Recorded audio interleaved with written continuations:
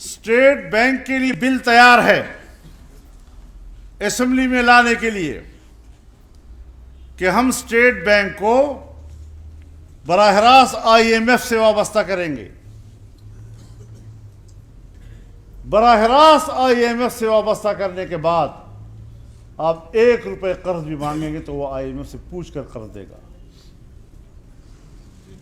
اور اس وقت بھی IMF کی جو دوسرے نمبر کی بڑی افسر ہے خاتون، اس کا تعلق انڈیا کے ساتھ ہے. انڈیا اپنے تعلقات کی بنیاد پر جب ہمارے بینکوں کی نگرانی شروع کرے گا، آپ کے پاکستان کا کیا حشر کر دے گا.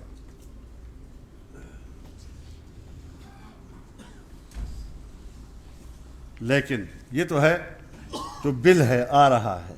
عملاً کیا ہو رہا ہے؟ عملاً جولائی 2019 سے اب تک اسٹیٹ بینک نے حکومت کو کوئی قرض نہیں دیا ہے. اب تک اسے قرض پہلے سے روک دیے ہیں.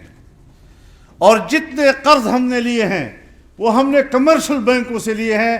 اب کمرشل بینکوں کا آپ خود اندازہ لگائیں کہ اس کے قیمتوں پہ کیا اثرات پڑیں گے، معیشت پہ کیا اثرات پڑیں گے. یہ فیصلہ کون کرے گا کہ کس میں کس کا فائدہ ہوا ہے، کس کا نقصان ہوا ہے؟